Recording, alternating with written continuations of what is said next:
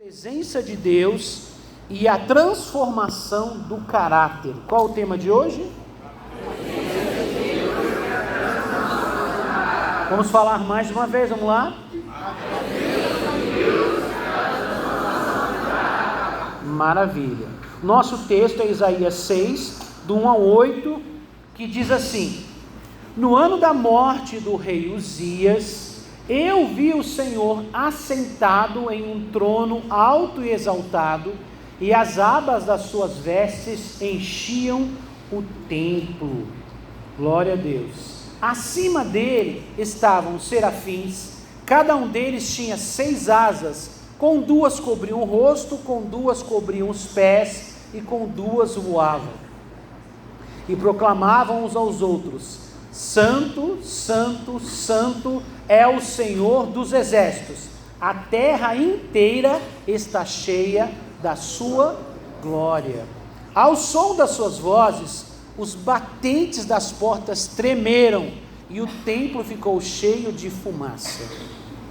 Então gritei: ai de mim, estou perdido, pois sou um homem de lábios impuros, e vivo no meio de um povo de lábios impuros. Os meus olhos viram o Rei, o Senhor dos exércitos. Logo um dos serafins voou até mim, trazendo uma brasa viva, que havia tirado do altar com uma tenaz. Com ela tocou a minha boca e disse: veja, isso tocou os meus lábios, por isso a sua culpa foi removida e o seu pecado perdoado. Então ouvi a voz do Senhor conclamando: a quem enviarei? Quem há de ir por nós? Eu respondi: aqui estou, envia-me. Amém. Curva a sua cabeça, vamos fazer juntos uma oração. Pai, em nome de Jesus, a tua palavra revelada, Senhor, está sendo liberada nesta manhã. A palavra que o Senhor quer falar aos nossos corações, e nós lhe pedimos a direção do teu Espírito nesse momento, Senhor, para que a tua palavra, Senhor, tenha poder sobre cada vida, sobre cada coração, sobre a mente, sobre o espírito de cada pessoa, que no poder do teu Espírito Santo, a tua palavra penetre até a divisão da alma e do espírito, Senhor, e traga, Senhor, aquilo que precisa ser manifesto, Senhor. Quebra as cadeias, quebra as correntes, Senhor. Leva-nos a um novo nível de relacionamento contigo, Senhor. Nós lhe pedimos que nesse ambiente a tua glória se manifeste, que todo o mal, toda influência maligna, diabólica, Senhor, toda ação humana não tenha poder neste lugar. Nós bloqueamos qualquer tentativa de ação do inimigo neste ambiente, Pai, em nome de Jesus, e declaramos liberdade para a ação do teu Espírito Santo nessa manhã em nossas vidas, em nome de Jesus, amém e amém. Irmãos, quando nós ouvimos a voz do Senhor, espera-se que alguma coisa aconteça. Na nossa história já conhecida, Isaías 6, fala de uma experiência que Isaías teve com o Senhor. O contexto histórico deste local, nós até comentamos um pouco aqui no RCE, falamos que o rei Uzias foi um rei muito abençoado, um rei que aos 16 anos assumiu o trono, ele teve grandes conquistas, ele fez coisas maravilhosas, ele era um rei destacado, e ele, de certa forma, fazia tudo corretamente. Mas em algum momento da sua vida, ele começou a ficar orgulhoso e começou que o sentimento de que ele podia fazer coisas que Deus não permitia que fizesse. Ele começou a ter a sua própria interpretação daquilo que era sagrado, daquilo que era bíblico. Irmãos, isso é um risco. Quando nós crescemos na presença de Deus, temos experiências com Deus, vivemos milagres, vivemos no sobrenatural, algumas vezes manifestamos dons espirituais que são reconhecidos, e aí o inimigo começa a nos enganar. Se ele não pode nos fazer pecar diretamente, cair no pecado, ou sermos descompromissados, ele vai tentar nos seduzir com orgulho. Foi o que ele fez com esse rei. Esse rei, ele fazia tudo certo desde muito jovem. Então, não achava uma coisa errada no governo dele. Ele governava com o povo, tinha conquistas, ele servia a Deus, um rei exemplar. Mas em algum momento, o inimigo semeou no coração de Uzias um orgulho. Ele começou a achar que poderia fazer coisas que Deus não tinha dito que ele deveria fazer. Isso é muito perigoso.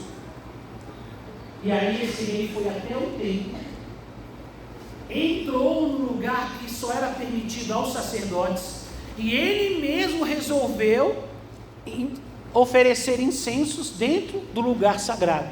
Naquela época, dentro da lei de Moisés, só os sacerdotes podiam adentrar naquele lugar e fazer este ritual do incenso. E quando ele entrou lá, ele foi confrontado pelo sumo sacerdote e cerca de 80 sacerdotes. Uma equipe grande foi falar com ele, mas ele ficou nervoso, ele ficou revoltado. Ele achava que ele tinha direito de fazer o que ele quisesse, porque ele era um rei e, enfim, na cabeça dele ele podia fazer o que ele quisesse. E a Bíblia diz que quando ele confrontou os sacerdotes, naquele momento, começou a vir uma lepra que começou a crescer na testa dele. Ele não percebeu a princípio, mas todo mundo que estava lá viu que na hora, a Bíblia diz que Deus o feriu com lepra na testa, num lugar que não dá para esconder. Todo mundo viu, e aí ele foi alertado, aí caindo em si, ficou muito triste, e ele precisou ficar isolado. E a Bíblia diz que esse rei teve que ficar numa casa que só tinha ele, numa outra casa, não podia ficar no palácio do rei, nunca mais podia ir adorar a Deus no templo, nada, isolado do povo, isolado da família, isolado de tudo. Ele ficou numa casa separada, porque os leprosos naquela época deveriam ser isolados, e ele ficou ali até a sua morte. Então, esse é o contexto que Isaías tem a visão, porque a gente leu o primeiro versículo: no ano que morreu o rei Uzias. Deus vai começar um novo nível com Israel. Deus quer fazer alguma coisa diferente com Israel. Quando o rei morre, aquela maldição acabou ali com ele, porque era com ele. E aí Deus se revela para Isaías. Poderia ter se revelado antes? Poderia. Mas como faz a citação no ano que morreu o rei Uzias, na Bíblia nada está por acaso. Na Bíblia não existe nenhuma palavra, nenhum termo que está ali por acaso. Quando Deus coloca, é porque tem um propósito de aprendizado, de lição, princípio espiritual. O rei Uzias, que tinha gerado um orgulho, agora morreu, acabou. Aí Deus se manifesta a Isaías mostrando quem ele é de verdade. E aí a reação de Isaías é exatamente o oposto do que era de Uzias. Uzias era orgulhoso. Quando Isaías tem a manifestação da glória do Senhor, a reação dele é: meu Deus do céu, eu vou morrer, eu sou pecador. Então o que nós entendemos? Que na verdade Uzias não teve uma revelação de Deus ou alguma coisa, ele foi enganado pelo inimigo. Porque quem tem revelação de Deus, não é orgulhoso, é humilde. Quem vê Deus não tem como ser orgulhoso. Ele é reconhecidamente uma pessoa humilde. E nós vamos entender esse processo aqui na nossa leitura hoje. Primeira coisa, Isaías tem uma visão e ele percebe a presença de Deus. Entre os versículos 1 e 4, ele percebe a presença de Deus. A Bíblia diz que Isaías vê o Senhor exaltado e entronizado. Quando fala entronizado, a Bíblia diz que ele estava no trono, né? E aí diz que ele estava sendo exaltado. O que eles viram? Qual era o cenário que eles viram naquele momento, que Isaías viu? Ele viu o Senhor, a Bíblia diz, no alto e sublime trono, e em torno dele estavam anjos. anjos adoradores. Não sei se vocês sabem disso. Anjos têm categorias. Existem anjos mensageiros, como é Gabriel. Existem anjos guerreiros, como Miguel, né? Miguel, chefe do exército de Israel. Quando eu falo de Israel, dos anjos que guardam Israel e a promessa que Deus fez a partir de Abraão. Então existem anjos para várias áreas, para administrações, anjos que levam cura, anjos que levam libertação, mas nós não lidamos diretamente com os anjos. Guarde isso no seu coração. Nós não lidamos diretamente com os anjos. Quem dá comando para os anjos é o Senhor. Nós oramos e o Senhor envia os seus anjos para nos proteger, para nos guardar, para nos guiar, para trazer uma cura, trazer um milagre, trazer uma mensagem, mas o anjo não recebe ordem de nós. O anjo recebe ordem do Senhor. Fala amém. Amém. Mas eu quero só deixar, senão eu teria que começar a orar para anjo, como já é na tradição religiosa em várias partes do mundo, aqui no Brasil. Gente com imagem de anjo, gente pedindo para anjo, fazendo oração para anjo. Esquece isso, tá? Existem alguns casos específicos em que pessoas têm um grau de relacionamento com Deus, Deus coloca anjos com eles têm uma visão aberta para uma comunicação com o anjo, mas isso é entre ele e a pessoa, é uma coisa particular, isso não é um padrão para os outros, só para deixar claro, tá? Então não é, biblicamente falando, a gente não dá comando para anjo. A gente não ora para anjo, a gente não faz pedido para anjo, a gente pede ao Senhor. Em nenhum lugar você vai ver na Bíblia alguém orando para o anjo. A gente ora para o Senhor. Já existem casos em que pessoas encontraram com anjos, como o próprio apóstolo João. Ele encontra um anjo e não sabe, ele vê um ser, né? Lindo, brilhante, é uma visão sobrenatural, e ele vai se curvar, e aí o anjo fala assim: não faça isso, não faça isso, eu sou servo igual a você, adora a Deus. Então o anjo de verdade não recebe adoração. Se tem anjo recebendo adoração aí, eu vou dizer que é o anjo daquela outra terça parte, né? Se passando por um anjo de Deus. Anjo de Deus não recebe adoração. Por quê? O anjo de Deus conhece a Deus e sabe que toda honra, toda glória pertence ao Senhor. Então a visão de Isaías mostrava os anjos adorando o Senhor. Com duas asas eles cobriam o rosto, né, os olhos, a frente. Com duas asas eles cobriam os pés. E com duas asas eles voavam e eles declaravam: Santo, Santo, Santo. Né? Declarando adoração ao Senhor continuamente. É nesse contexto, então, o Senhor está exaltado e está entronizado neste ambiente. Então, irmãos, a presença real de Deus manifesta, muda a nossa perspectiva, a maneira como nós vemos, a posição que nós estamos.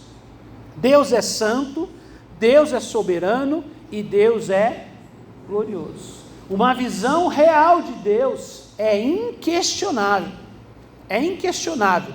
A Bíblia diz que as experiências que as pessoas têm, por exemplo, Daniel, quando ele está na presença do Senhor, o Senhor realmente, ele perde as forças. Ele não consegue nem ficar em pé. Não é que ele quis se ajoelhar ou se prostrar. Ele perde a força. A santidade, a presença de Deus é intensa. É muito forte, e ele sente aquela presença ali. Isaías tem aquela visão do trono de Deus, dos anjos, e aí ele começa a ter uma mudança do que ele está vendo, né? Entendendo o que ele está vendo, e aquilo começa a gerar uma mudança de perspectiva dentro dele mesmo. Então, irmãos, aonde Deus se revela, o coração desperta para realidades eternas.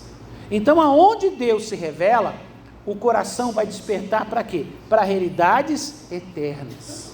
Irmãos, eu questiono muito, vocês sabem, por eu ser na área de ensino e ser fleumático, que eu quero entender as coisas, vocês sabem disso, né? eu questiono muito algumas experiências sobrenaturais que as pessoas têm. Não que não existam, existem. Eu creio, eu sou pentecostal, sou batizado com o Espírito Santo, falo em línguas, creio na revelação, creio em palavra profética, creio na visitação do Senhor. Mas hoje, nos nossos dias, estamos vivendo tempos difíceis. Por quê? Tem muita emoção misturada com espiritualidade. E tem gente tendo experiência emocional e pior, em alguns casos tem gente tendo experiências com demônios, achando que é o Espírito Santo. Por que eu falo isso? Esse texto aqui mostra que uma pessoa que tem uma revelação da presença de Deus, ele nunca sai do mesmo jeito que ele entrou. Não é experiência pela experiência. Eu senti um fogo, eu senti minha perna tremer, eu senti um arrepio, eu caí no chão. Tudo isso tem algum problema, pastor? Não. Mas o que vai acontecer depois disso? Sua vida mudou? O seu caráter está sendo transformado? Ou você continua a mesma pessoa do que você era antes? Se você continua a mesma pessoa, desculpe, você teve uma experiência ou emocional ou do outro lado. Não foi com Deus. Que uma experiência real com Deus, alguma coisa muda em você. Algo é transformado em você. Você tem uma revelação, desperta realidades eternas. Se você vê a Deus, você não vai ter mais pensamentos tão carnais como você tinha. Por quê? Porque agora você vê que existe um Deus, existe um ser muito maior, existe eternidade. Tudo que está escrito na palavra é verdade. Glória a Deus. E eu não vou me deixar levar por bobagens que esse mundo oferece.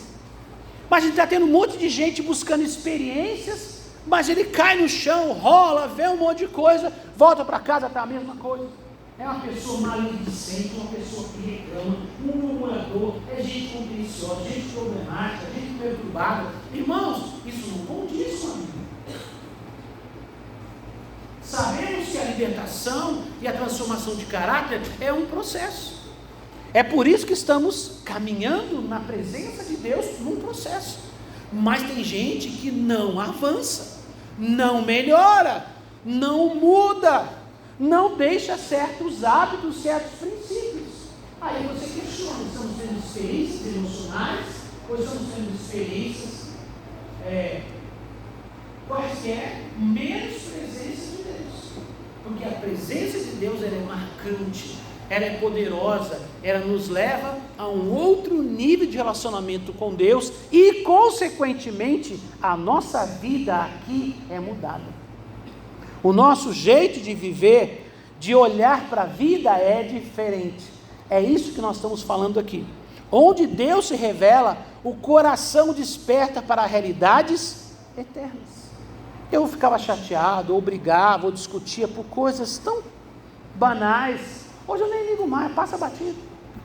Por quê? Porque essas coisas não me incomodam mais. Eu sei quem eu sou, eu sei que eu estou em Deus, eu sei qual é o meu chamado, eu sei qual é o propósito que Deus tem para mim. Então tem coisas que não me ferem mais. Eu não sou mais aquela pessoa mimimi. Por quê, irmãos? Porque eu sei que o que Deus tem para mim não pode ser mudado, a não ser que eu não continue no caminho dele. Quanto mais revelação de Deus você tem, mais firme você é. Mais ama o Senhor, mais quer fazer a obra dele. Eu acompanho a igreja há muito tempo, vocês sabem disso, estou na igreja aí vou completar agora esse ano, agora em julho, 45 anos que eu sou batizado. Tudo bem que eu não tenho esse rostinho assim tão desgastado pelo tempo, mas eu fui batizado, eu tinha 13 anos, e vou completar agora, eu tenho 48, super 58, 10. Tenho 58 anos, 45 anos, agora vou completar que estou na igreja. Fui batizado. Irmãos, a gente acompanha algumas pessoas caminhando, em algum ponto as pessoas param de crescer, param de buscar a Deus. Biblicamente, com o passar dos anos, mais revelação de Deus eu tenho, mais sensível à voz de Deus eu sou, mais perto de Deus eu estou já deixando certos hábitos, deixando certas práticas, eu já não estou mais sensível a coisas que eu era quando eu era mais novo. Paulo fala, deixei de ser menino para ser maduro. Então, há uma transformação Mas tem gente que com o passar dos anos começou a regredir espiritualmente. O que é regredir? Já ora menos, busca Deus menos, vem menos na igreja, tem menos comunhão, não quer mais assumir nenhum compromisso com as coisas de Deus. A pessoa progrediu ou regrediu? Regrediu. Está faltando revelação de Deus, está faltando alguma coisa. Por quê? Porque se eu tenho hoje menos fé do que eu tinha no começo, o que adiantou a minha caminhada com Deus na igreja até hoje? Eu sei que a gente, quando está no começo, a gente fala que é o primeiro amor. Mas, irmãos, eu quero dizer para vocês, o que nós temos que ter com Deus é um único amor, não o primeiro. Eu sei que é um termo usado, a Bíblia, inclusive, o Senhor fala, volta ao primeiro amor lá em Apocalipse. Eu sei que é um termo usado, mas na verdade o primeiro amor pode ser o único amor, e pode ser um amor contínuo, mas ele é alimentado com relacionamento. Em algum momento algo foi quebrado, para alguém hoje adorar menos, crer menos, servir a Deus menos, deixar os seus compromissos com Deus. Eu até sei que a gente pode migrar com os dons, Deus nos dá outros dons, Deus nos dá experiências novas, mas eu sempre sou ativo na obra de Deus. Agora, quem nunca para de ficar ativo em alguma coisa, isso é errado. Em algum momento, alguma coisa aconteceu. Eu estou falando isso como um alerta para você, isso não está aqui no nosso texto, mas eu quero compartilhar, porque o Espírito Santo fala e eu preciso falar. Deus está lhe dando uma oportunidade para que você volte à presença dEle e termine o que Deus chamou você. Você começou e parou no meio. Volta a fazer o que Deus mandou você fazer. Pastor, eu sou livre. Verdade. Eu sou livre para fazer o que eu quiser. Você é livre, todos nós somos livres. Mas um conselho é melhor seguir o caminho de Deus que seguir o nosso próprio caminho. Toda ação vai ter consequências, boas ou ruins. Então vamos seguir o que Deus tem para nós, que é muito melhor. Vamos voltar para o nosso tema central aqui, a presença manifesta. Vamos lá? Então, irmãos, qual o princípio que a gente aprende aqui? Sem percepção da presença, não há transformação verdadeira. A transformação acontece quando alguém tem um encontro com Deus, uma experiência com Deus. A primeira experiência e as experiências subsequentes vão trazer marcas de transformação em nossa vida, com certeza. Vamos lá, continuando. Dentro desse processo, primeiro ele tem a visão da glória manifesta de Deus. Aí depois ele vai reconhecer o seu pecado, versículo 5. Diante da santidade, Isaías reconhece a sua condição. Ai de mim. Ai de mim. Na versão fala, ai de mim que vou perecendo. Ai de mim, ele achou que ele ia fazer o que ia acontecer com ele? O que ele achou que ia acontecer com ele? Irmãos, confesso a vocês que isso é bravo. Eu já vivi essa experiência. Já vivi essa experiência de achar que eu ia morrer. E não foi com coisa do diabo, não. Foi uma experiência com Deus mesmo. Isso é muito forte, é muito intenso. É muito intenso. Porque às vezes Deus fala conosco, irmãos, fala, Ele usa pessoas, a gente não ouve. A gente posterga, a gente deixa depois, a gente faz planos do nosso jeito e deixamos Deus lá para o final. Quando eu tiver tempo, quando der, depois que eu fizer isso, depois que eu fizer aquilo, a gente fala que Deus é prioridade, que Deus é o primeiro, mas muitas vezes os nossos planos, Deus está em último. A gente não admite isso. Se perguntar para os crentes, não. Mas as nossas atitudes, as nossas ações diárias, o nosso planejamento demonstra que estamos deixando Deus em último lugar. Essa é a verdade. Então eu vivi uma experiência, não vou dizer igual a essa, mas intensa, em que eu achei que o meu tempo tinha acabado. Mas não acabou, graças a Deus. E estou aqui, trabalhando com o Senhor, como sempre trabalhei. Mas eu vivi uma experiência assim. É muito difícil, irmãos. Então, não há como alguém chegar diante de Deus e se sentir orgulhoso. Não há como alguém chegar diante de Deus cheio de argumentos. Quando alguém começa a orar com muito argumento, você sabe que ele não está falando com Deus. Ele não está vivendo a presença de Deus na vida dele. Quando você olha para Deus, o argumento todo cai. Esse argumento de que, foi fulano, foi Beltrano, não funciona. Isso é carnal, isso é humano e às vezes é até diabólico. Quando chegamos diante da presença manifesta de Deus, alguma coisa muda em nós. A gente começa, como diz antigamente, cai a ficha. Eu reconheço que Ele é santo e que eu sou pecador. E que o pecador na frente do santo não tem razão nenhuma. Razão zero. Sou devedor em todos os sentidos. Então, irmãos, agora o que acontece quando temos a presença de Deus? Ela revela falhas de o quê? De caráter, palavras e intenções. Quando estamos na presença de Deus, ela revela. Por que revela, irmãos? Por que a gente começa a reconhecer pecado que talvez não reconhecíamos? Não só reconhecer, no caso, no sentido de falar, mas tem pecados que a gente às vezes nem sabe que está praticando. Mas quando Deus se manifesta, a gente começa a ver em nós mesmos o quê? Coisas que nós não vimos. Percebemos práticas, palavras, ações que nós não percebíamos, que aquilo ofendia a Deus. Aquilo ofendia o Senhor. Por que isso acontece, irmãos? Porque a Bíblia diz que Deus é luz. Luz, ela esclarece, traz claridade. O que está ali, você colocou luz, tudo que está errado, tudo que tem defeito, tudo que está sujo, aparece com a luz. Quando está tudo escuro, ninguém vê. Uma casa suja, se tiver com a luz apagada, ninguém percebe que ela está suja.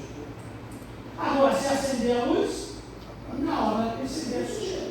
Essa é a verdade. Né? Então, quando Deus se manifesta a nós, Ele vem com a sua luz. E Ele vai perceber o que está fora do lugar, o que está bagunçado, aquilo que está sujo. E a gente percebe, não precisa falar. Aqui em nenhum momento, Deus faz uma acusação direta a Isaías. Até agora, Isaías não ouviu nada, Deus falando nada. Ele faz uma narrativa do ambiente que ele está, o ambiente espiritual que ele se via naquele momento. Ele vê Deus, ele reconhece que é pecador, porque a luz traz verdade. A luz traz o quê? Quem quer fugir da verdade, esconde da luz. Esse é o caminho que muita gente percorre. Eles fogem e se escondem. Não é? Vocês, não sei se vocês já tiveram essa experiência, até tem uma de nós já teve. Uma experiência muito divertida e legal. Por exemplo, você está num lugar assim, na casa, algum lugar assim, está tudo escuro. Aí você acende a luz, aí você vê que um monte de barata correndo. Mas essa experiência divertida e alegre, as pessoas ficam até tentando encostar de vida. É isso, sobe em cima de cadeira, sai gritando. Não tiver essa experiência agradável, né? Estava tudo escuro, ninguém via nada. Acendeu a luz, as baratas correm. Desculpem a comparação, mas tem crente que está igual barata. Ele está fazendo a festa no escuro. Aí o Senhor chega com a palavra, chega com a revelação, chega com a verdade, acende a luz, as baratas correm. Tem gente que foge do confronto, tem gente que tem medo de conversar, tem gente que não se entrega a Deus, ele está fugindo da luz, fugindo do compromisso, fugindo do chamado. Ó. A luz chegou, ele corre. Irmãos, nós somos da luz, fala amém. Somos da claridade, somos da verdade. A verdade em algum momento ela incomoda, ela dói, mas ela traz um princípio que nos ajuda à mudança. Ninguém pode mudar se não conhecer a verdade. Ninguém pode mudar se não for confrontado pela verdade. Então, ela a princípio nos fere, nos assusta, mas ela traz com ela uma transformação. Se eu aceitar. Agora eu posso não aceitar. eu posso não aceitar. Então, irmãos, a presença de Deus, ela vai revelar falhas de caráter, de palavras e até mesmo de intenções. Coisas que eu nem fiz ainda, mas que eu pensava em fazer que era errado, na hora aquilo já... Meu Deus, como é que eu pensei isso? Como é que eu pensei em fazer aquilo? Sério demais. E, irmãos, a confissão é a resposta natural à santidade revelada. Quando há uma manifestação da glória de Deus real, não é artificial, não é emocional, real, não tem como a pessoa não reconhecer que é pecador e que está fazendo de errado. Deus não está falando nada aqui, no texto. Isaías está vendo a glória do Senhor. Nesse momento, o que acontece? Ele vê tudo isso, a reação dele: ai de mim, que vou perecendo, porque eu sou um homem de lábios impuros e habito no meio de um povo de impuros lábios. Quer dizer, ele reconheceu o pecado no que ele fazia, no que ele falava, e o pecado do ambiente onde ele estava. Pastor, mas o ambiente a gente faz, irmãos, mas ali o ambiente estava fazendo ele, não ele fazendo o ambiente. Por isso que ele cita que ele é um homem de lábios impuros e estava num ambiente onde o povo também falava coisas do dia. Então ele estava sendo influenciado pelo ambiente. Então, quando ele reconhece a grandeza de Deus, ele reconhece o seu pecado e o ambiente que o levava a tudo isso. O que ele está dizendo ali? Ele está dizendo para o Senhor: Senhor, eu preciso ser purificado e preciso mudar o meu ambiente. Eu preciso mudar e o meu ambiente precisa ser mudado. Amém? Porque tem gente que quer mudar, mas não muda os ambientes, não muda os relacionamentos, né? Cuidado, irmãos. Ambiente é coisa séria. Ambiente é coisa séria. Eu sei que um cristão, ele tem que transformar ambientes. Sim. Quando você é enviado para transformar um ambiente é uma coisa. Agora, quando você absorve o ambiente, é outra história. Tem gente que não pode mudar de ambiente. Por exemplo, chegou agora no final de ano, né? Virou o ano já. Tem gente que no final do ano ele desvia. Vai nas festas, junto com a família, vai beber, vai fazer coisa errada, entendeu? Tá chegando o carnaval aí. Tem gente que tem que ficar quase que preso dentro de casa. E olha lá, manda desligar a internet e ela tem senão ele pega pela TV também, né? Irmãos, por quê? Porque o ambiente contamina a vida dele. Porque Isaías está dizendo o seguinte: ó, eu falava coisa que não deveria, e estava no ambiente onde as pessoas também falavam, o ambiente também me influenciava. Então a atitude de Isaías agora vai mudar. Não só o que ele fala, mas o ambiente onde ele está também, ele vai transformar o ambiente, ou ele vai sair daquele ambiente. Alguma coisa vai ficar diferente por essa experiência de Isaías. Amém? Amém? É por isso que Isaías, tendo essa experiência, agora o nível de profeta dele sobe lá em cima. Ele se tornou o profeta messiânico, o profeta que tem as revelações sobre o Senhor Jesus. O homem que mais profetizou sobre o Messias, com detalhes, agora está sendo levantado. Ele já era uma pessoa que tinha uma bênção de Deus? Mas existia alguma coisa dele que atrapalhava a vida dele ainda. Aí com essa experiência que ele tem com Deus, o nível sobe. O nível sobe. Talvez Deus tenha que lapidar alguma coisa em nós, mudar algo em nós, tirar alguma coisa, talvez um pecado de estimação. Pastor, mas como assim pecado de estimação? É aquele que você protege, aquele que você cuida, aquele que você guarda, que você não leva, você não tira ele para lugar nenhum, só fica com você. É chamado pecado de estimação. Tem gente que ele abandonou muitas coisas, mas ainda mantém um pecado de estimação, né? Pode ser um pecado mais grave, pode ser um pecado menos agressivo, mas é um pecado de estimação. Por exemplo, alguém de repente se libertou de várias coisas, mas mantém, por exemplo, uma língua afiada, é um murmurador, é um fofoqueiro, é um pecado de estimação. A pessoa vive em torno disso, não é? Então, irmãos, eu estou citando um exemplo aqui, mas poderíamos ser outros, né? Pessoas que têm dificuldade de amar a outra pessoa, pessoas que julgam outras pessoas, tudo isso são coisas assim que acontecem dentro de ambientes que não deveriam acontecer, mas acontece. E nós precisamos tomar cuidado com pecados de estimação. Tá tudo bem na sua vida, tá, mas tem coisa que você, naquela parte você tem dificuldade. Quando você ouve uma palavra sobre aquilo, você desconversa. Quando você é confrontado sobre um ponto nessa área, você desfaz. Tem gente que tem dificuldade no seu compromisso de relacionamento com Deus. Tem dificuldade na área de servir a Deus, servir ao próximo. Tem dificuldade na área financeira de ser fiel a Deus. Enfim, as áreas são muitas, não vai passar o dia aqui falando sobre isso. Mas as áreas são muitas e cada um entende a sua realidade segundo o que Deus está revelando para você. Então, irmãos, a confissão é a resposta natural à santidade revelada. Quando nós temos a experiência com a presença real de Deus, a nossa tendência é o quê? Confessar, reconhecer quem nós somos. Porque diante da santidade de Deus, nós estamos completamente nus. Não dá para esconder nada de Deus. Tá? Mas eu quero que você guarde um princípio importante aqui, ó. A presença não acusa, ela confronta para restaurar. Leiam vocês. A presença não acusa, ela confronta para restaurar. Fala de novo. A presença não acusa, ela confronta para restaurar.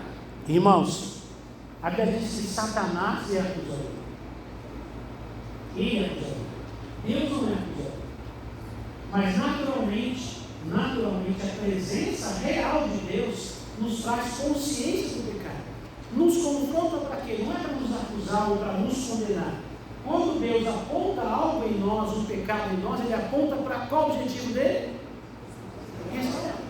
É para restaurar. Não é para derrubar, não é para fazer mal, não é para a pessoa ficar ofendida, não é para a pessoa falar, Deus não me ama. Não, pelo contrário. Quando Deus aponta o nosso pecado, Ele está fazendo isso para demonstrar o quanto Ele nos ama. Porque, irmãos, confronto não é bom para ninguém. Confrontar, no sentido de não de brigar, não confronto de briga, de um confronto de dizer a verdade. Irmãos, dizer a verdade em alguns momentos é uma coisa muito difícil. E dizer uma verdade para quem você ama é mais difícil ainda. Porque não é uma provocação de ferir, de magoar, da pessoa se ofender. Dizer a verdade pode ser que você afaste uma pessoa que você se importa de perto de você. Mas quem ama vai correr o risco, vai pagar o preço. Quem ama de verdade vai fazer isso porque ama. Tá? Vou dar um exemplo simplesinho para você entender. Não é? Só para você entender. Se você estiver num lugar, sei lá, vamos falar aqui de marido e mulher, certo? Esposa, vou dar um exemplo aqui. Você está num lugar ali, aí de repente, vou dar um exemplo, aí eu estou aqui, sei lá, meu nariz também com uma meleca aqui, certo? Eu estou conversando, sei lá, com umas 5, 6 pessoas, estamos conversando, estamos rindo, todo mundo viu a meleca, mas ninguém fala que eu estou com meleca no nariz. Provavelmente quem vai falar para mim que eu estou com meleca no nariz? A minha esposa vai disfarçar, né, de alguma forma, e vai tentar me falar que eu estou com meleca no nariz. Certo? Para vocês entenderem mais ou menos a questão. Deus, Ele é a pessoa que vai falar que você está com meleca no nariz. Não é para zoar você, para fazer bullying com você, para você virar motivo de piada. Ele faz isso porque Ele quer você também. Então, irmãos, Deus, Ele faz isso e às vezes usa pessoas para fazer isso, para poder nos confrontar em nosso pecado, para que a gente seja restaurado, para o que está sujo seja limpo, para o que está errado fique certo. Isso não é acusação, isso é amor.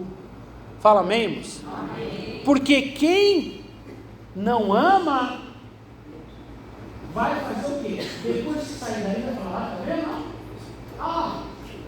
Cara, não limpa o nariz, caramba, velho. fulano de nariz sujo, sabia? Tem, vive de nariz sujo, aí já começa a aumentar, né? Você não. Nossa, toda hora que a gente vê ele está com o nariz sujo. Gente, a minha esposa que é de Brasília, tá?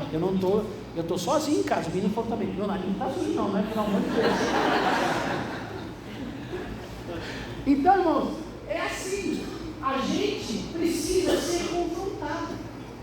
Eu já falei aqui muitas vezes no RCE aqui, como ensinamento, muitas vezes, você precisa ter na sua vida, pelo menos, uma pessoa que tenha autorização sua, você autoriza essa pessoa, para dizer verdades que talvez as pessoas não tenham coragem de dizer para você. Já falei, o ideal é que, por exemplo, seja entre marido e mulher, é o mais perfeito. Mas se não der, com outra pessoa. Tem alguém que pode dizer certas verdades? Ou não? Ninguém pode dizer verdades para você. Você precisa, todo mundo precisa de alguém que o corrija em amor, que o confronte em amor.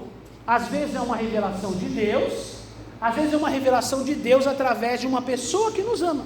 Mas nós precisamos ser tratados para poder não perder a nossa bênção. Fala amém. Tem gente perdendo a bênção porque não aceita ser confrontado, né? Não aceita ser corrigido. Irmãos, quem não aceita ser corrigido não serve para ser crente. Não serve, está no lugar errado. Está no lugar errado. Pastor, mas tem uns pastores, umas igrejas, irmão. Sangue de Jesus tem poder. Você está procurando autoajuda ou ajuda do outro? O que você está procurando? Está procurando alguém que só tem palavras de motivação? Você está no lugar errado. Vai no treinamento, um coach, está no lugar errado. Aqui, irmãos, nós prezamos pela palavra de Deus. E quando Deus fala, nós não temos que nos desculpar pelo que Deus está falando. Deus está falando, cada um recebe como quiser. Entenda, Deus nos ama e o confronto é prova de amor. O confronto é prova de amor. Para que a gente mude, o confronto não é para nos jogar para baixo, o confronto não é para nos fazer mal, o confronto não é para nos afastar. Pelo contrário, o confronto é para nos curar, para nos libertar, para nos transformar, para que a gente continue cada vez mais firme na presença do Senhor. Amém, irmãos? Então esta é a ideia de um confronto. Vamos lá, continuando. Purificado por Deus. Depois que Isaías reconhece o seu pecado, vai entrar o processo de purificação, tá? A brasa viva toca os lábios do profeta. Automaticamente, irmãos, quando Isaías reconhece o seu erro, o seu pecado, aí o que acontece? Um dos anjos vai até o altar que tem brasas vivas, né? Brasa com fogo, pega ali uma brasa e coloca nos lábios de Isaías. Por que nos lábios? Porque ele falou que o pecado dele estava onde? Nas suas palavras. Então, é simbólico, mas representa uma purificação, tá? Deus remove a culpa e purifica o pecado. Duas coisas importantes, irmãos. Quando é Deus quem faz, Ele não só remove o pecado, Ele também purifica, Ele também remove a culpa. Ele tira o pecado e Ele remove o quê? A culpa. Porque se Ele perdoa o pecado, não há mais por que ter culpa.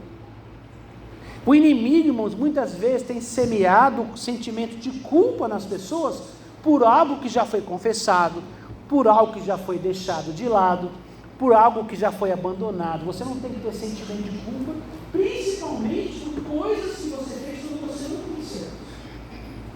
O diabo muitas vezes não consegue parar você no seu chamado, na sua vocação. Ele vai usar situações e pessoas para trazer sentimento de culpa. Quem é você? Agora está falando de Deus? Agora está tudo bonzinho?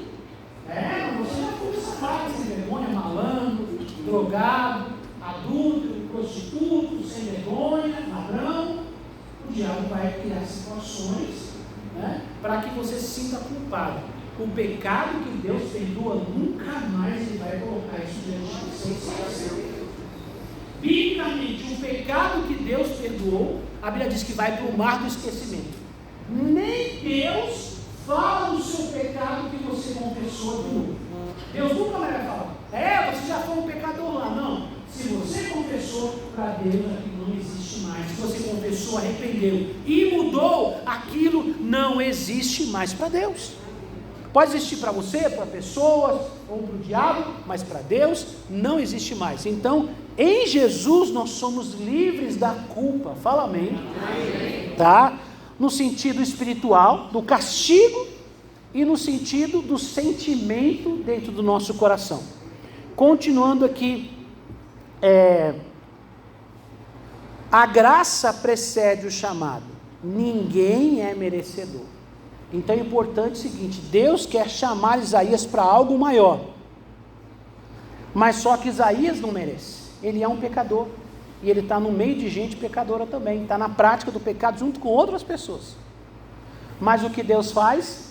Na sua graça, Deus se revela a Isaías. Isaías merecia uma revelação de Deus? Não. Nós merecemos uma revelação de Deus? Não. Mas isso é graça. Graça é favor não merecido. Eu não mereço, isso chama graça. Jesus me alcançou por graça. A salvação é pela graça, não é de graça, tá? Cuidado com o português, é complexo demais, né? É pela graça, mas não foi de graça. Sabe por quê? Porque custou muito para Jesus e para Deus. A nossa salvação custou a vida de um inocente, do Filho Santo de Deus, que morreu sem pecado. Custou um preço altíssimo, mas para mim e para você foi de graça, porque nós não pagamos nada, quem pagou foi Ele. Então, quando Deus se manifesta a nós, Deus se revela a nós, isso é graça, a gente não merece. Então, não ache que eu sou merecedor. Eu reconheci que eu sou culpado, então agora eu sou o cara, eu tinha uma visão dos céus. Olha aqui, você tem que respeitar. Porque eu vi, você já viu o céu aberto, você já viu os anjos, você já viu eu? Olha aí. O cara usa a graça de Deus para oprimir os outros.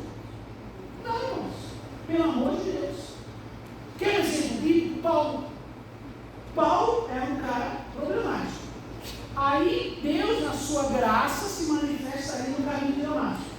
Ele tem uma experiência com o Senhor. Aí ele fala, ele bate no pecado, ele bate na coisa errada, e ele fala, e eu sou o principal dos pecadores.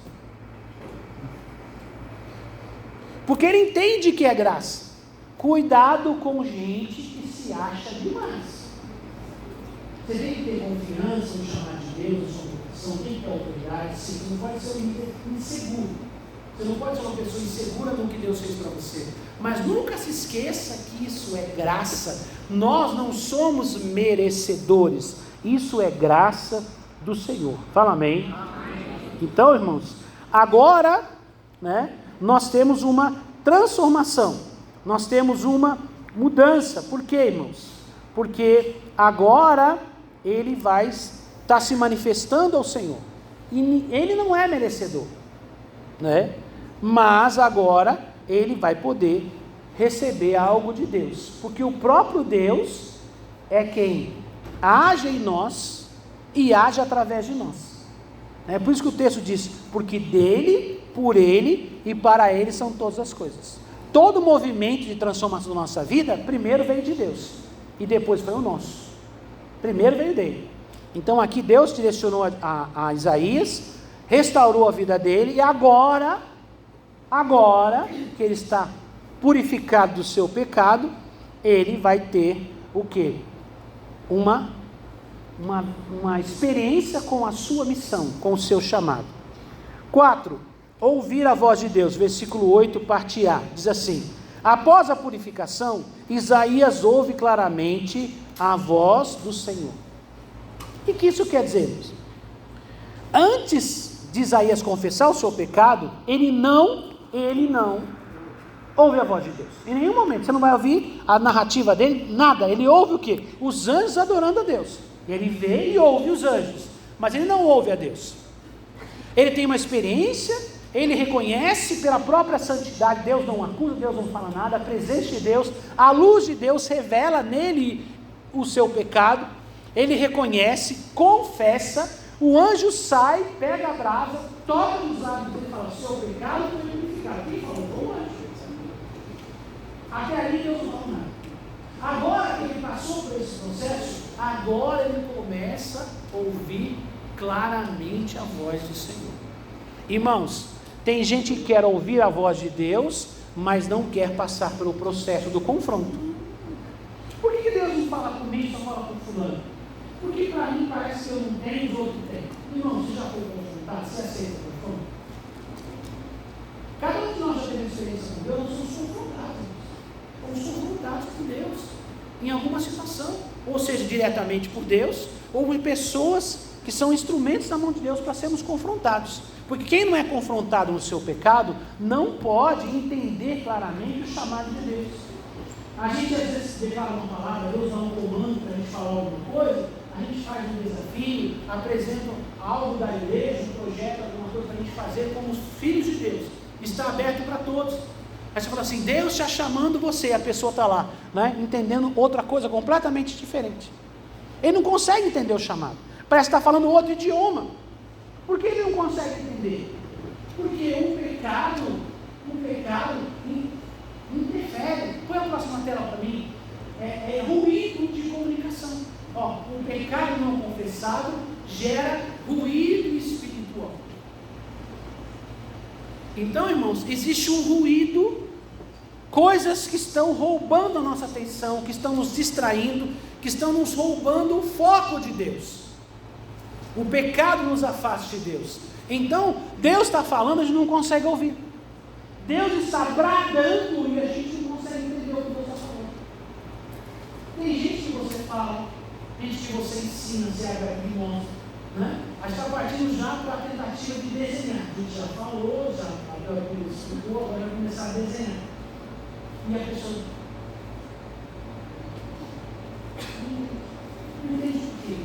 Provavelmente tem alguma coisa para resolver, tem algum ruído, alguma situação na vida que está atrapalhando você entender o seu chamado, a sua vocação, a direção que Deus tem para você, tá?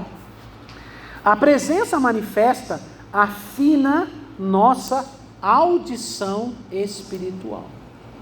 A presença de Deus manifesta, ela vai afinar a nossa audição, vai conseguir ouvir a voz de Deus, mesmo no meio de outras falas, outras conversas, outros ruídos, outros barulhos. A gente consegue entender a voz de Deus, nosso ouvido fica mais apurado para poder ouvir a voz de Deus. Mas para isso você tem que desejar a presença dele. É na presença dele que você pode ouvir o que ele tem a dizer. Então, busque essa experiência, clame, ore. Nós fizemos uma campanha agora no começo do mês, agora na semana passada, domingo passado, jejum e oração. Jejum e oração nos começa a alinhar, a gente começa a entrar na frequência espiritual. É como você está buscando uma estação de rádio. Os mais novos não sabem o que é isso, mas nós antigos sabemos o que é buscar uma estação de rádio, não é? Somente quando tinha ondas médias, ficava buscando os sinais para você achar uma frequência. Espiritualmente também existe isso. Tem gente que está passando por várias estações, mas não achou a estação do céu ainda. Tem muita coisa distraindo, roubando a sua atenção. Então, quando você ora, quando você jejua, os seus ouvidos, os seus olhos espirituais ficam mais sensíveis a perceber o ambiente, para sentir Deus, para perceber o ambiente maligno, o ambiente pecaminoso. Você se torna mais sensível para tudo. E ali você vai começar a discernir a voz de Deus de muitas outras vozes. Você vai encontrar a conexão com Deus. Em breve, na outra semana, no domingo que vem, a gente vai fechar isso aqui. E aí na segunda-feira, dia 2, é isso, né? Dia 2, nós vamos começar a nossa nova campanha de regeneração. Agora é todo mês, uma semana. Antes era cada 3 meses, 21 dias. Agora é uma semana, todos os meses. Então, a partir da outra segunda-feira, não essa, a próxima segunda-feira, nós vamos começar mais uma campanha. Se você não faz, faça. Se você faz mais ou menos, faça intenso. Fala, eu quero a presença de Deus para mudar a minha vida. Porque na presença de Deus, você não só ouve a Deus, mas você começa a entender qual é o seu propósito de vida. É algo que eu quero explicar mais profundamente para vocês, isso em março, sobre propósito, tá? Sobre propósito, a presença que gera propósito. Mas entenda, sem a presença não há propósito. Se há a presença de Deus, a gente vai começar a entender qual é o nosso propósito de vida. Então, irmãos, nessa hora Isaías consegue ouvir a voz de Deus, consegue discernir a voz de Deus. E aí vem o próximo passo, dizer sim ao chamado, que é o 8b, né? 8b. E ele fala o quê? Eis-me aqui, envia-me a mim. Ele não tem mais resistência, ele não tem mais dificuldade, por dois motivos. Primeiro, porque agora ele consegue entender o que Deus quer. E segundo, ele não tem mais culpa, ele não tem mais sentimento de culpa. Agora há pouco ele achava que ia morrer, mas ele foi purificado, confessou, foi purificado, foi tocado, foi tirado o seu pecado e a sua culpa. Quando ele consegue ouvir a voz de Deus, ele entende, eu posso ir porque o próprio Deus está me chamando. Se não fosse para ele, Deus não me chamava. Se Deus está falando, então, eu estou aqui sempre. Conta comigo. Conta comigo. Então não tem mais sentimento de culpa e há uma disponibilidade. Por quê, irmãos? Porque agora Isaías entende que Deus é prioridade. Isaías entende o quê? Deus é o quê? Prioridade. Depois que ele tem essa experiência, ele entende que Deus é prioridade. Quem não tem experiência com Deus, Deus nunca é prioridade. Quem tem experiência com Deus entende que Deus é prioridade. Deus é o primeiro e o que Ele quer vem em primeiro lugar em nossa vida, com certeza, tá? Então, ó, a presença gera prontidão, obediência e entrega. Põe a próxima tela. Obrigado. Vai lá, próximo. Não. A presença gera prontidão. Prontidão, obediência e entrega. Prontidão quer dizer, conta comigo. Senhor, se o Senhor acha que eu posso, eu quero, e com certeza. O Senhor está me chamando, eu vou. Obediência é para fazer do jeito que Deus quer. Que tem gente que ele até é pronto para fazer, mas ele quer fazer do jeito dele.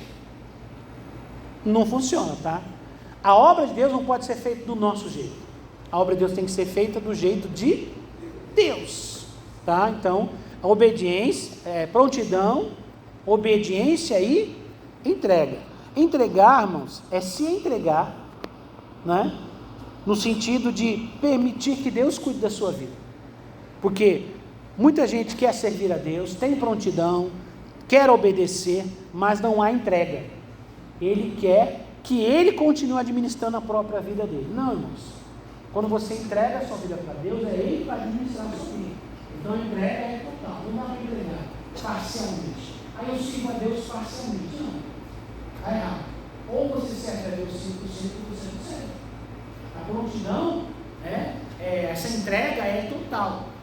Quando o texto Paulo fala sobre assim, ó, que as vossas preocupações, ansiedades, tudo que você tem, entrega a Deus em oração. E aí diz, e a paz de Deus, que excede todo entendimento, guardará as vossas mentes e corações em Cristo Jesus.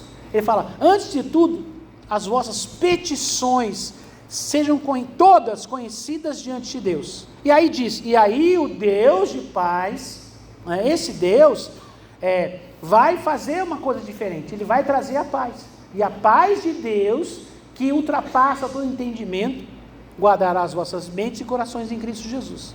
Então, para você poder viver o propósito de Deus, você precisa também entregar-se totalmente a Ele. Tem que ter prontidão, tem que ter obediência, mas tem que entregar a sua vida para Ele literalmente, entregar totalmente. A direção é dele, o caminho é dele, o propósito é dele, tudo é dele, e você abre mão por Ele. Você é livre para fazer o que você quiser. Deus nunca tira a sua liberdade de escolha. Em qualquer momento você pode parar, pode desistir, enfim, você continua sempre na direção, mas você entrega agora espontaneamente, voluntariamente para Deus poder cuidar, tá? Então, nesse processo, esse chamado nasce da comunhão. Agora você conhece a Deus, você tem relacionamento com Deus, Deus está falando com você, você fala com Deus. Então, esse chamado nasce da comunhão. Não é da empolgação, né? É da comunhão. Agora eu entendo quem é Deus, eu vejo a Deus, eu sei o que Deus quer. Então, o meu chamado tem a ver com o que Deus quer, com o meu relacionamento. Eu entendo a necessidade dele. Tá? E aí eu vou cumprir o meu propósito. E para fechar aqui, irmãos, em 2026 nós somos chamados a viver na presença manifesta de Deus. Onde a presença governa, o caráter é transformado. A voz é ouvida e o chamado é respondido. Leiam vocês, por favor.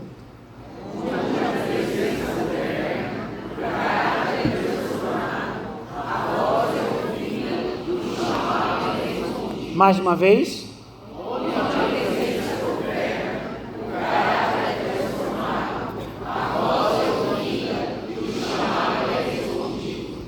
Maravilha. Irmãos, na presença do Senhor, nós somos transformados. Nosso caráter, nossa vida, tudo em nós é transformado na presença manifesta. Vamos ficar em pé, vamos orar em nome de Jesus. Vamos orar, Senhor, eu quero viver na Tua presença. Mas não só de palavras, né? Mas de verdade. Vamos buscar, aqui na igreja nós temos um tempo limitado por causa de horário, de organização, mas você precisa ter esse princípio na sua vida, de buscar a presença de Deus, de orar, de adorar o Senhor, de desejar conhecer a sua vontade, de ouvir o seu chamado, de cumprir o seu propósito, em nome de Jesus. Vamos orar, diga, Senhor, eu quero estar na Tua presença, eu quero Te servir, Senhor, se tem algo para mudar em mim, muda tudo que precisa mudar, me ajuda, Senhor, em nome de Jesus. Entregue-se ao Senhor nessa manhã. Pai, em nome de Jesus, nós colocamos em Tua presença, Senhor. Pai, nós aprendemos a Tua palavra, que a Tua presença vai gerar uma transformação no nosso caráter. E nós estamos sendo ensinados, moldados, tratados aqui dentro da Tua palavra. Em nome de Jesus, Senhor, venha quebrar as correntes, as cadeias que nos prendem. Que o Senhor venha, Senhor, trazendo uma libertação em nossa mente, em nosso coração, em nossos sentimentos. Pai, em nome de Jesus, tudo aquilo que está prendendo, bloqueando a manifestação da Tua presença, que sai em nome de Jesus. Que na Tua graça, Senhor, que na Tua graça o Senhor se manifeste a cada um de nós, mostrando as verdades em nosso coração, mostrando onde temos que mudar, o pecado que temos que abandonar, o ambiente que temos que sair. Pai, nós vamos entender também o nosso chamado e o nosso propósito. Deus, nós queremos a Tua presença manifesta, que traz transformação na nossa vida, no nosso caráter, e gera em nós, Senhor, o chamado e o propósito. Pai, nós Te pedimos, em nome do Senhor Jesus, amém e amém. Graças a Deus.